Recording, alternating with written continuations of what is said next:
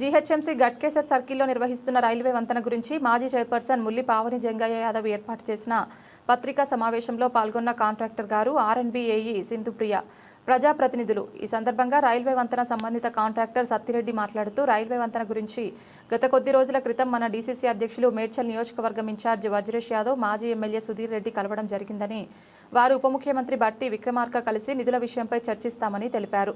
నేను పనులు నిలిపివేయడం లేదని, శివారెడ్డిగూడలో నిర్వహిస్తున్న వంతెన పనుల నిర్మాణం కోసం సంబంధించిన పరికరాలు తీసుకుని వెళ్తున్నానని తెలిపారు.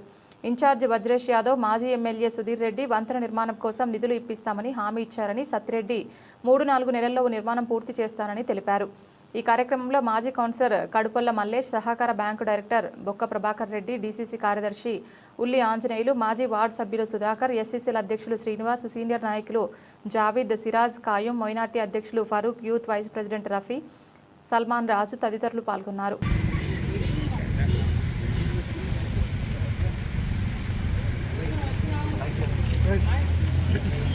నమస్కారం అండి.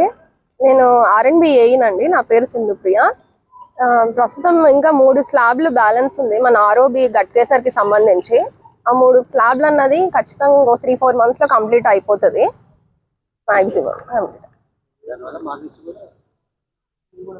మా నుంచి కూడా సహకారం అనేది ఖచ్చితంగా ఉంది. ఆల్మోస్ట్ అయిపోనికే వచ్చింది కాబట్టి 3 స్లాబ్సే బ్యాలెన్స్ ఉన్నాయి కాబట్టి అయిపోతుంది. మ్యాక్సిమం ఏప్రిల్ వరకు అయితే కంప్లీట్ చేసేస్తాం. పెండింగ్స్ ఉన్నాయండి. 4 crores అయితే పెండింగ్ ఉంది. అది పెండింగ్ ఉన్నా మేమైతే వర్క్ చేపిస్తున్నాం. వర్క్ అయితే అయిపోతుంది.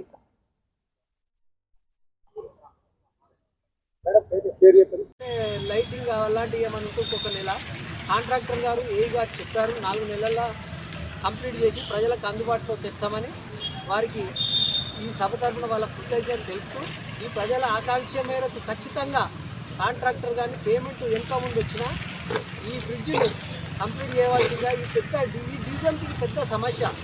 దీన్ని కంప్లీట్ చేసి ప్రజలకు అందుబాటులో తేవాలని గట్కేసర్ ప్రజల తరఫున వాళ్ళని మరొకసారి రిక్వెస్ట్ చేస్తూ, దీనికి ఆల్ పార్టీస్ వాళ్ళు ఈ 4 నెలలు సహకరిస్తే ఇన్ని సంవత్సరాలు ఉన్న సమస్య పూర్తవుతుందని కోరుచున్న అందరూ అధికారులకు కానీ కాంట్రాక్టర్ కానీ సహకరించి వాళ్ళకు మనం ఏదైనా సహాయ సహకారాలు అందించి వాళ్ళు కూడా ప్రజల కోసం ఈ బ్రిడ్జి కంప్లీట్ చేసి అందుబాటులోకి తేవాలని కోరుచున్నాం.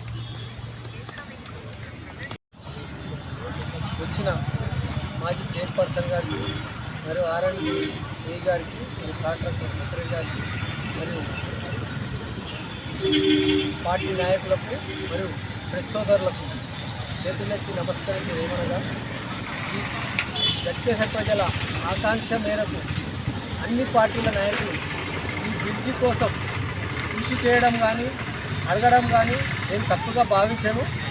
కానీ ఇక్కడ ఉన్న పరిస్థితులను చాలా సంవత్సరాల నుంచి పెండింగ్ ఉన్నది కాబట్టి వాళ్ళు అడుగుతున్నారు. వాళ్ళు అడిగిన దానికి మేము తప్పుగా భావిస్తలేము. కానీ ఇంకా ఈ బ్రిడ్జు 90% కంప్లీట్ అయింది.